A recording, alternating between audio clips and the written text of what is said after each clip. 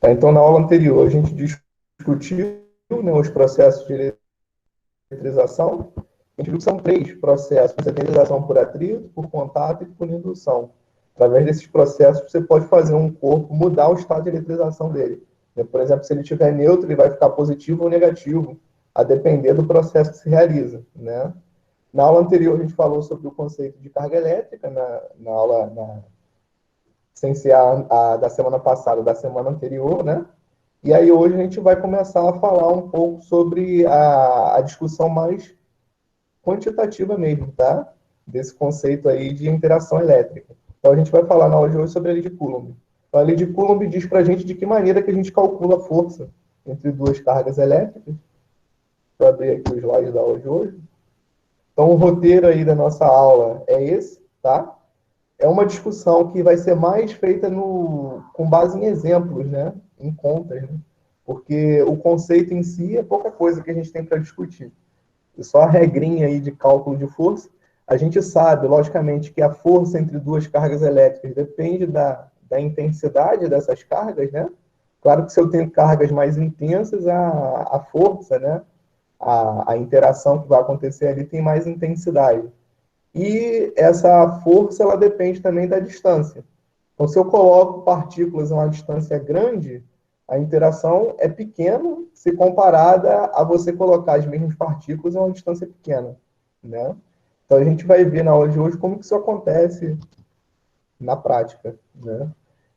E aí, então, o roteiro da aula de hoje é esse. A gente vai ver o conceito de lei de Coulomb, a gente vai discutir o gráfico que representa aí o comportamento da força elétrica com a distância, né? E a gente vai discutir três exemplos bem instrutivos aí para a gente entender bem esse conceito, tá? Então, o que a gente sabe sobre a interação entre cargas elétricas? A gente viu até aqui.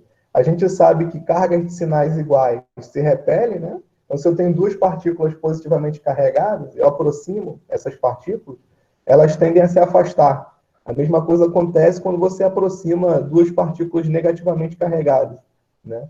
E se você aproxima duas partículas de sinais opostos, elas tendem a se atrair, né? Que é o que está representado aqui nessa figura.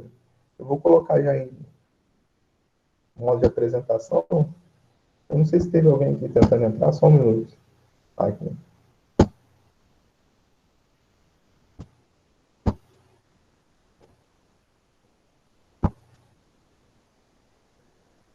Tá, então, o que a gente sabe sobre essa interação? A gente sabe isso que eu acabei de mencionar, né, a questão dos sinais das cargas, e que a intensidade da força depende da intensidade das cargas e cai com a distância. Ou seja, quanto maior a distância, menor a intensidade. Então, a lei que é observada aí, né, experimentalmente, para a interação entre as cargas elétricas, é essa que a gente está vendo aqui à direita, em azul. Tá? Essa é a lei de Coulomb. Ela diz para a gente que a força entre duas cargas elétricas é proporcional ao produto das cargas, né, a multiplicação dessas cargas, em módulo, né? Por que em módulo? Porque o sinal da carga não interfere no módulo da força. Então, para o cálculo do módulo da força, eu não preciso levar em consideração o sinal das cargas elétricas que estão interagindo. Tá? O sinal serve só para a gente saber se a força é de atração ou de repulsão. Tá?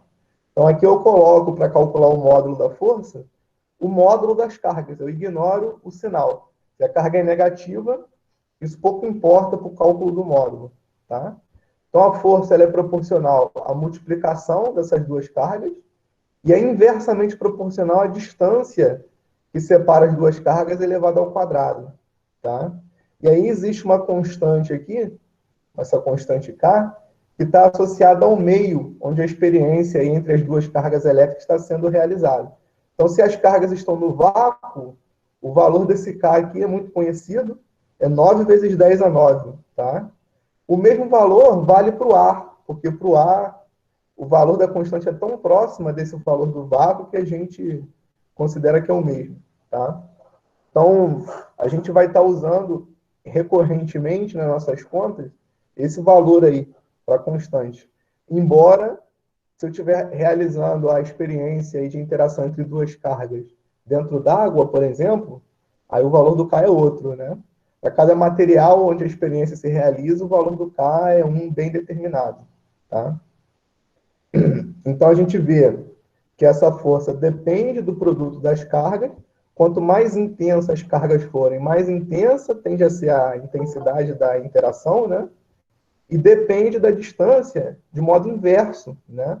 Então, se eu coloco as cargas a uma distância maior, o que acontece é que a força tende a diminuir, tá? E ela diminui com o quadrado da distância.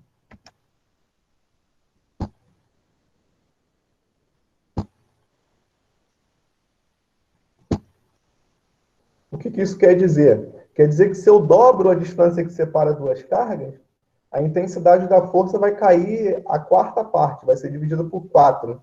Se eu triplico a distância entre duas cargas, essa força vai cair a nona parte, vai ser dividida por 9, tá bom? Então é assim que funciona a lei de Coulomb. Ela diz para a gente como que se calcula o módulo da força entre duas cargas elétricas. Agora, outras informações, como a direção e o sentido, aí vai depender da geometria que a gente estiver avaliando, que é o que a gente vai ver logo mais ali no exemplo que a gente vai encontrar mais à frente, tá? Então, a força é uma grandeza vetorial, ela tem módulo, direção e sentido. A direção e o sentido a gente discute pela geometria do problema que a gente está avaliando. Agora, o módulo da interação entre duas cargas elétricas é sempre dado por essa lei de Coulomb aqui, ok? Observa que a constante K, essa que para o vácuo vale 9 vezes 10 a 9, ela tem uma unidade aqui, né? Muito complicada, parece 3 quantidades físicas aqui, né? Essa unidade ela é construída dessa forma para isso aqui tudo dar força, né? Eu estou calculando uma força com essa fórmula, tá? Então a unidade dessa constante K tem que ser tal que ao realizar essa conta, o resultado dê em newtons, tá? E é fácil de ver, né? Se eu observar essa expressão aqui para a fórmula, o que eu tenho aqui em cima dessa fração? Ó, Coulomb ao quadrado, tá vendo? Carga vezes carga. Então, esse Coulomb ao quadrado da fórmula com esse Coulomb ao quadrado aqui de baixo, da constante, corta um com o outro, né? E aí some o Coulomb, tá vendo? A mesma coisa acontece com a distância. A distância aparece ao quadrado aqui embaixo, tá? Então aqui vai sair 1 metro quadrado. Com esse metro quadrado da constante que está aqui em cima, corta metro com metro, só sobra newton, que é a unidade de força. Então a unidade da constante K precisa ser essa aqui, muito complicada que a gente está vendo, né? Essa unidade, ela ainda informa para a gente quais são as unidades das grandezas que a gente tem que estar usando para fazer a conta, tá vendo? Então, para eu usar essa constante nesse valor, quando eu for colocar a distância lá na minha conta, essa distância ela tem que estar em metro, tá? Quando eu for colocar carga lá na minha conta, essa carga tem que estar em coulomb. Ainda que a carga seja dada em microcoulombs, nanocoulombs, milicoulombs, você tem sempre que passar para coulomb para fazer a conta. A distância, se for dada em centímetro, você tem que passar para metro. Se for dada em milímetro, você tem que passar para metro. Tá?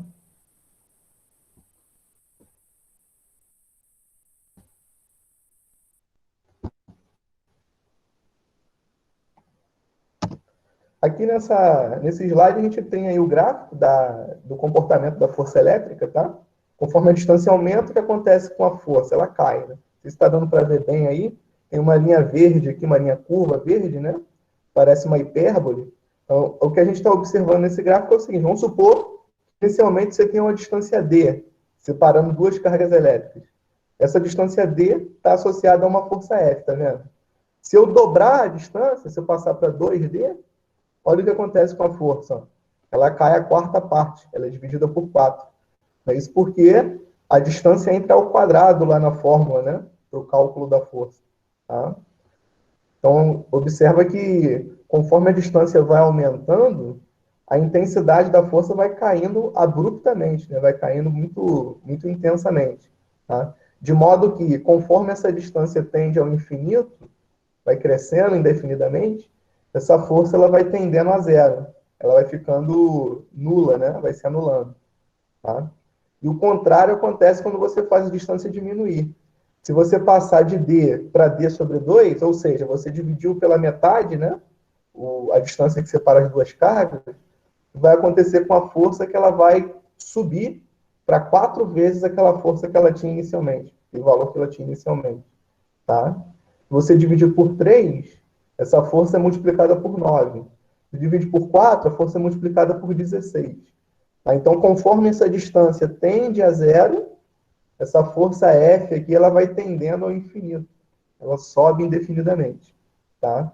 Essa linha curva aqui é o gráfico que representa o comportamento da força elétrica, né, em função da distância. Tá? É praticamente uma hipérbole. Seria uma hipérbole se naquela fórmula lá aparecesse um D e não um D ao quadrado aqui embaixo. Como é um D ao quadrado, é só uma curva aí que lembra uma hipérbole. Ela é mais abrupta, ela cai mais rapidamente que a hipérbole. Tá?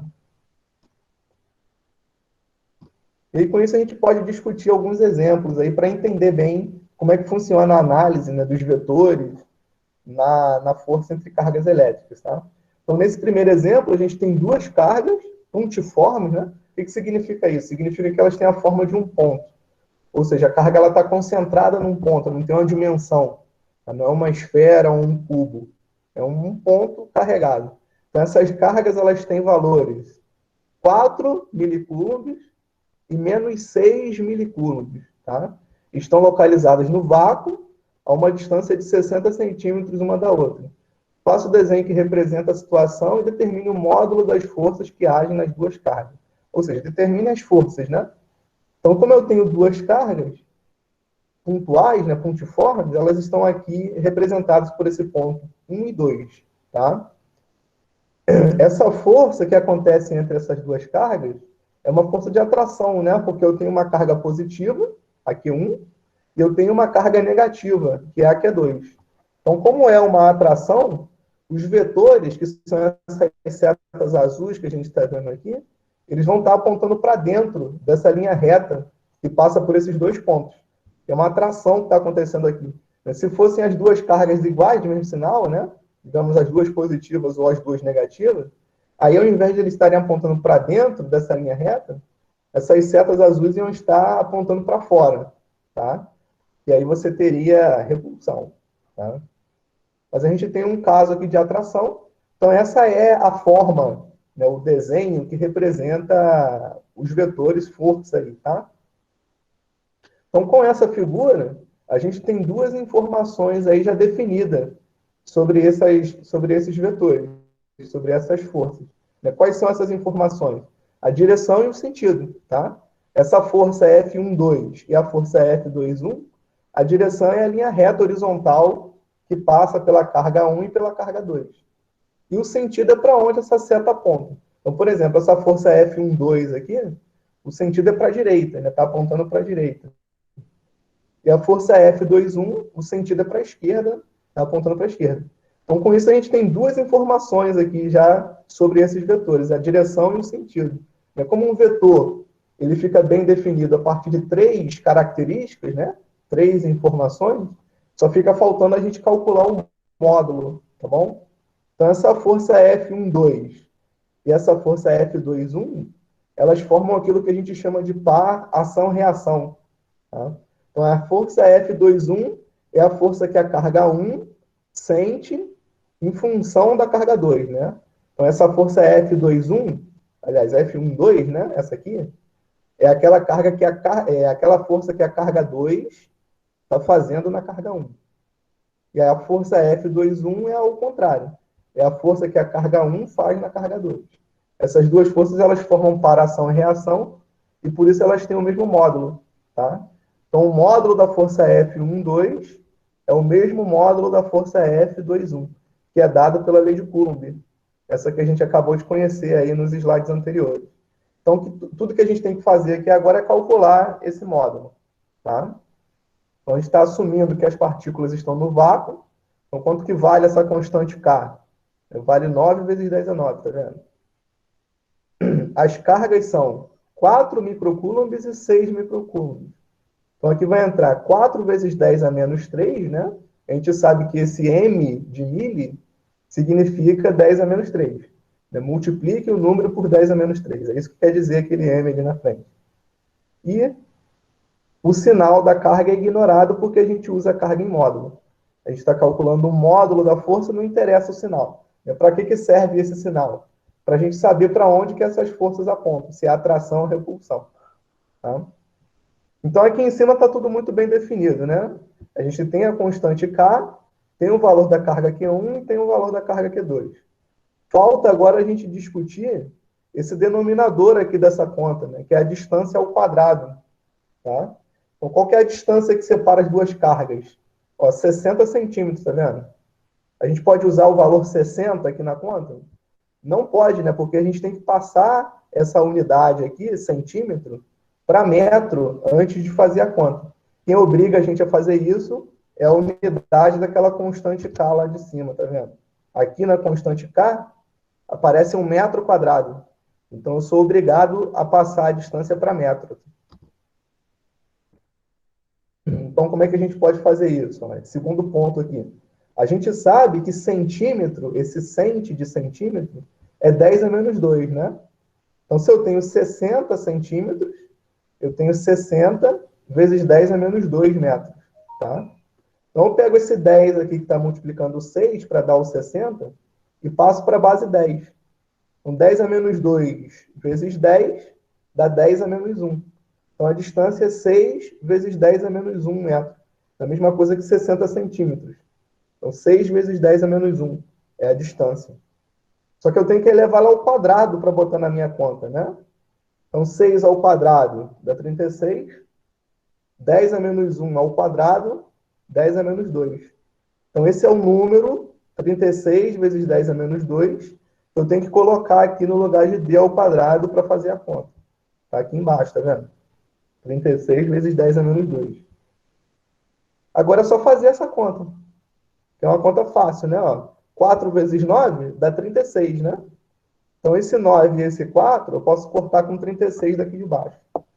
Só sobra aquele 6 ali de cima. Tá? Então, essa força F12 e a força F21 tem que dar 6 vezes 10 elevado a alguma coisa. Né? Que alguma coisa é essa? Aí é fazer a conta da base 10. Né? Então, como é que faz a conta? Aqui em cima eu tenho 3 bases 10, né? 10 a 9, 10 a menos 3 e 10 a menos 3. Aí, como é que opera essa conta aí? Você repete a base, que é 10, e vai somando os expoentes, tá? Então, 9 com menos 3 dá 6, né? O 6 que sobra com esse menos 3 dá 3. Tá? Então, eu fico com 10 a 3 em cima e ainda tenho 10 a menos 2 aqui embaixo, tá? E aí, como é que eu faço? De novo, repito a base, que é 10, e agora, como é uma divisão, né? Eu tenho que fazer a subtração dos expoentes, tá? Então, se sobrou 3 lá de cima, eu vou colocar 10 elevado a 3 menos 2, que vai dar 3 mais 2, que é 5, tá? Então, o valor desse resultado aí, né? O resultado que dá é 10 elevado a 5, tá? Então, esse aqui é o módulo da força entre as duas cargas elétricas. 6 vezes 10 a 5 newtons. Ok? Então, essa força F12 e a força F21, as duas têm o mesmo módulo. Né? Esse módulo é 6 vezes 10 a 5 newtons. Tá? Então, esse primeiro exemplo aqui é um exemplo muito simples, né? Tem duas carguinhas. É muito fácil de analisar aí as forças elétricas. Vamos analisar um caso já um pouco menos fácil do que esse. Tá? Agora eu tenho três cargas, né? Eu considere três pontos materiais colineares, né? Significa que eles estão ao longo de uma mesma linha reta, e eletrizados com carga 4 microcoulombs, menos 12 microcoulombs e 6 microcoulombs, conforme mostra a figura. Determine as forças que as demais cargas aplicam num ponto material de carga QB, a do meio, tá? E em seguida determine a força resultante. Então, agora, como eu tenho três cargas, né? Essa carga aqui do meio, a QB, vai sofrer a ação da carga QA e vai sofrer a ação da carga QC, tá? Então, existem duas forças agindo aqui em cima da carga QB. Tem a força que essa carga faz, a primeira, né, a QA, e tem a força que a QC faz, tá? Então, a primeira coisa que a gente vai fazer é analisar a força que QA faz em QB, tá? Então, como é que eu vou fazer para determinar essa força? Primeiro, eu vou olhar os valores das cargas. Quanto que vale a carga QA? 4 microcoulombs. Quanto que vale a carga QB? Menos 12. Ficou faltando um sinal de igual aqui, né? É menos 12 microcoulombs, tá? Então, entre QA e QB, o que que tem? Atração ou repulsão? É atração, né? Porque são de sinais opostos as cargas. Então, em cima dessa carga QB, você vai ter uma força que QA faz apontando para onde? Para a esquerda, né? No sentido de fazer a carga QB querer se aproximar da carga QA, porque é uma atração que está acontecendo ali, tá? Que é o que está desenhado aqui embaixo, tá vendo? Pontinho B é a carga QB. O ponto A é a carga QA e o ponto C é a carga QC. Então, a força que A faz em B, essa força é FBA aqui, que é representado por essa seta apontando para a esquerda, tá? Aí você pode fazer a conta, que a gente já aprendeu no exemplo anterior, para determinar o módulo dessa força FBA, tá? Como é que faz a conta? Assim, através dessa regra, tá? Troca aqui os valores das cargas, divide pela distância ao quadrado, multiplica por K, e aí você vai obter esse valor aqui, 12 vezes 10 a 1, né? 120 newtons, tá? Aí agora você vai analisar a relação entre B e C, entre a carga B e a carga C, tá? Então, quais são as cargas B e C? Ó, uma é negativa, a outra é positiva, então você tem atração, né? Significa que em cima da carga B, a força vai estar fazendo com que ela tenda a se aproximar da carga C, então é um vetor que aponta para a direita, tá? E aí, como é que eu calculo o módulo desse vetor? De novo, aplica lá a lei de Coulomb. E aí você vai encontrar esse valor aqui. 8 vezes 10 a 1, 80 newtons, tá? E aí, para onde que vai estar apontando a força resultante? Que é essa FR aqui menor. Logicamente, a força resultante, ela aponta para o lado da força mais intensa, né? Então, entre FBA e FBC, qual que é a mais intensa? É a FBA, ó. Essa tem mais intensidade, é 120 newton. Então, significa que a força FBA ganha esse cabo de guerra, né? É para o lado da força FBA que vai estar apontando a força resultante FR, tá? Essa força resultante FR vai ter qual módulo? O módulo da maior menos o módulo da menor, tá? É 120 menos 80 que dá 40 newtons. Esse é o módulo da força resultante, que está agindo aqui nessa carga QB, aqui no meio. Não no meio, né? Mas entre uma e outra, tá? Beleza? Então, essa análise vetorial que a gente acabou de ver aqui, ainda é uma análise vetorial simples, né? Porque a gente só tem cargas elétricas ao longo de uma mesma linha reta, uma mesma direção. Então, os vetores eles estão ao longo de uma mesma linha reta. É muito fácil determinar a força resultante. É só pegar o maior e subtrair dele o menor, tá? Se as duas forças estiverem apontando para o mesmo lado, ao invés de subtrair, você soma, tá? Pega a maior mais a menor. Esse é o módulo da força resultante, tá? Então, agora a gente pode analisar um terceiro exemplo aí, onde as forças não vão estar ao longo de uma mesma linha reta, tá bom? É o seguinte, ó, terceiro exemplo. Considere três cargas elétricas, Q1, Q2 e Q3, idênticas, ó, elas são todas iguais, né? Valendo 4 nanocoulombs, tá? Se elas ocupam os vértices de um triângulo retângulo, de cateto 3 e 4, de modo que a carga Q2 está no vértice correspondente a um ângulo reto, que é um ângulo de 90 graus, a uma distância de 3 metros de Q1, determine a força resultante sobre a carga Q2.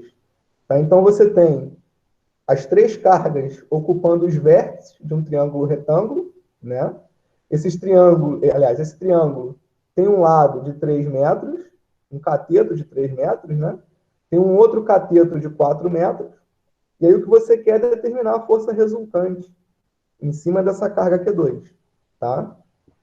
Então, o que você faz? Primeiro, você analisa a situação aí que tem entre 1 e 2, tá? Qual que é a força que a gente vai observar aqui entre 1 e 2? É de atração ou de repulsão? Ó, as cargas, elas são idênticas. Então, elas têm o mesmo sinal, tá? Elas são todas positivas de valor 4 nanocoulomb.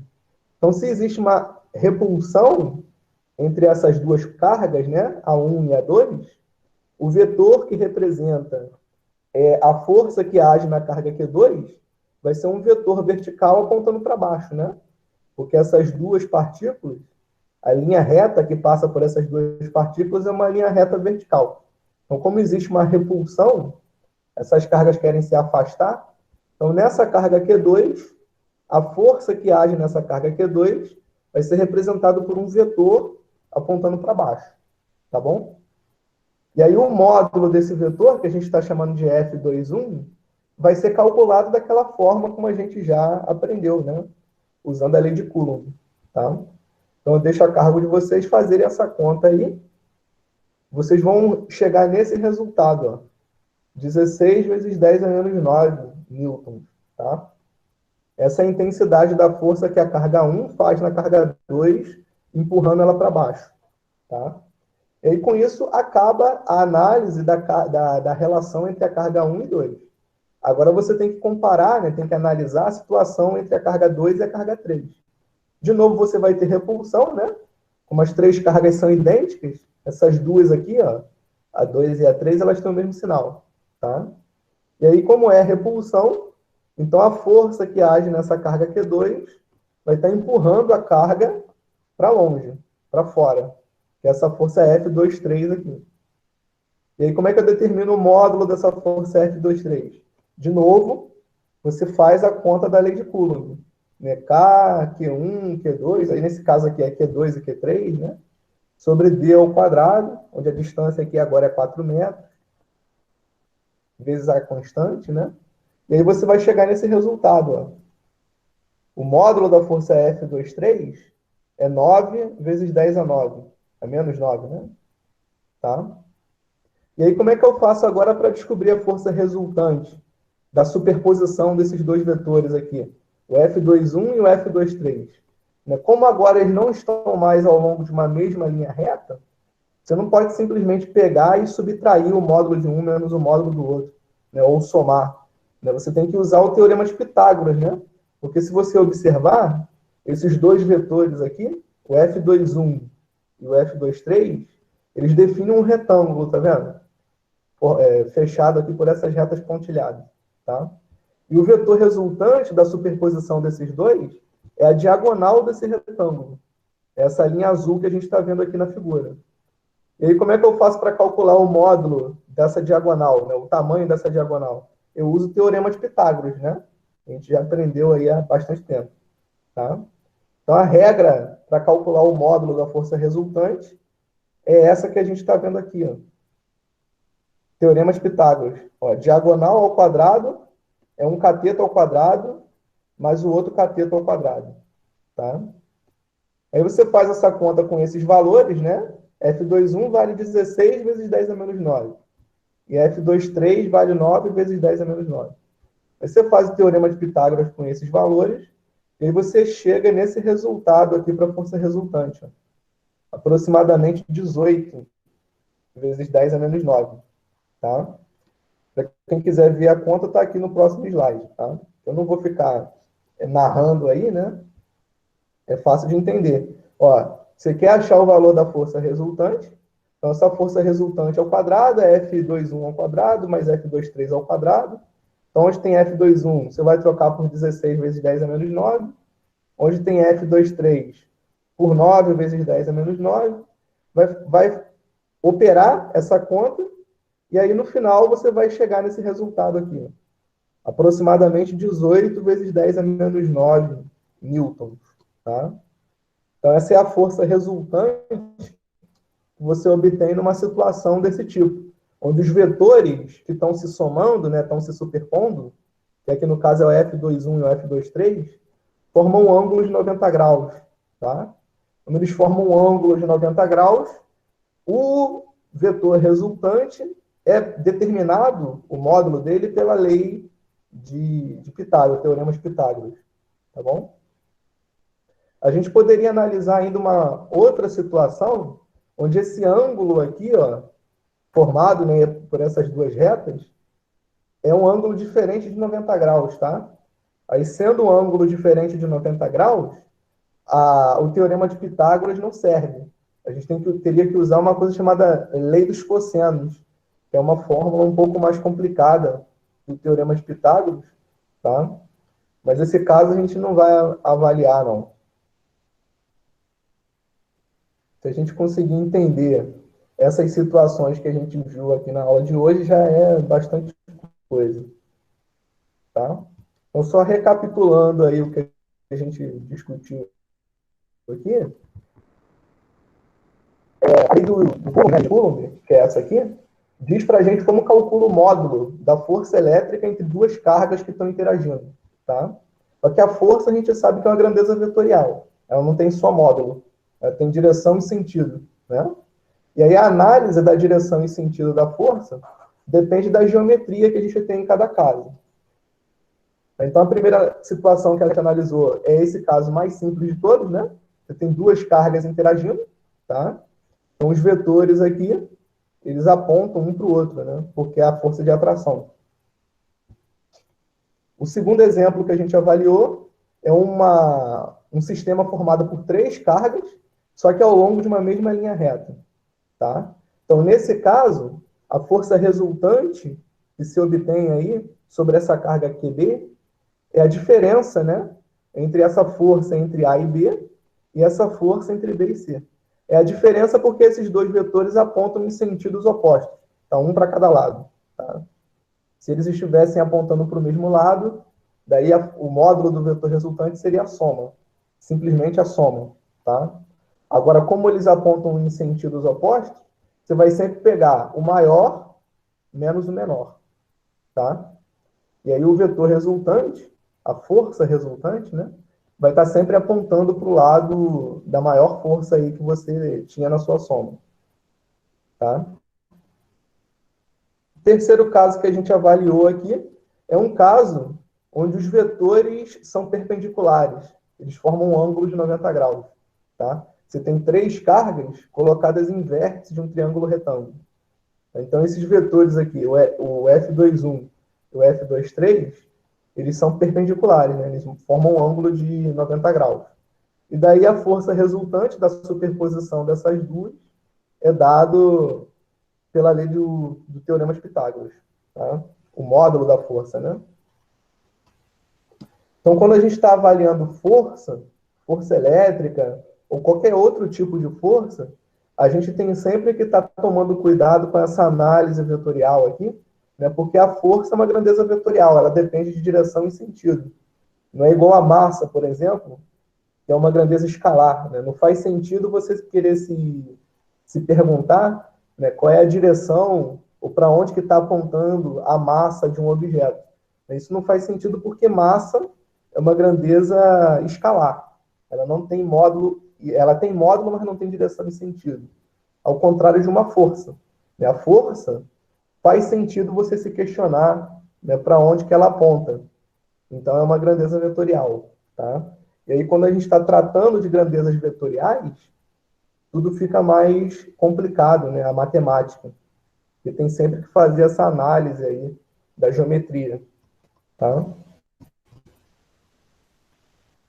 Na aula que vem, a gente vai continuar discutindo aí um conceito que é vetorial, é o conceito de campo elétrico. Tá? Então, na aula da semana que vem, a gente vai ter a última aula de conteúdo novo desse bimestre. As próximas aulas que virão a seguir vão ser de revisão, tá? Então, aquele conteúdo que a gente viu na primeira e na segunda semana, a gente vai rever e também a gente vai fazer uma revisão aí com mais exercícios sobre isso que a gente está vendo na aula de hoje e o que a gente vai ver na aula da semana que vem, tá?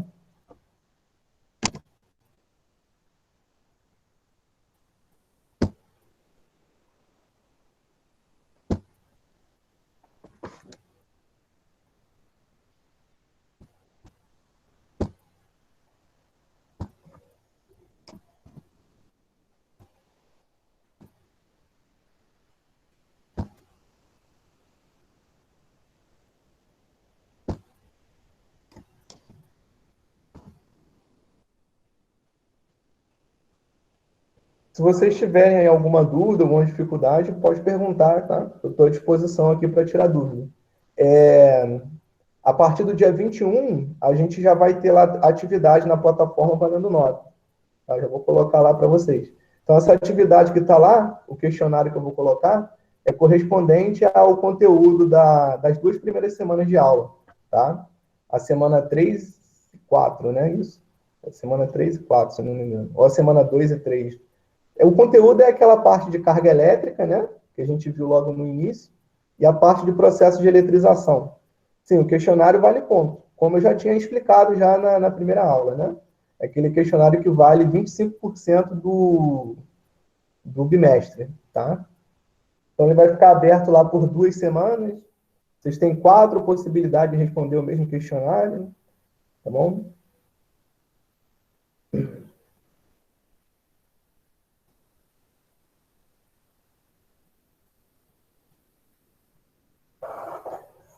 Então, a gente vai ainda ter algumas aulas mais para frente aí de revisão. Esse conteúdo da aula de hoje. Olha o nosso planejamento aí, que está no plano de ensino. Eu já expliquei isso tudinho para vocês, já. É porque é muita coisa para explicar, né? A gente tem 3 atividades por bimestre, tá? Tem 2 questionários e uma atividade do Kahoot. Os outros 75% aí que você está perguntando estão nas outras 2 atividades. Então, são 2 questionários que valem 50%, mais o Kahoot, que vale 50%, dá os 100% do bimestre. Tá bom? Na semana que vem a gente fala sobre campo elétrico.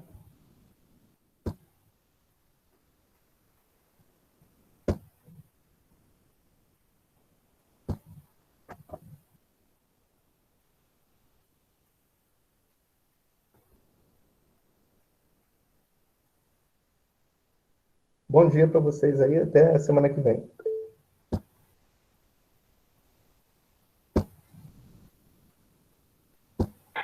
Ô, Vinícius, Oi.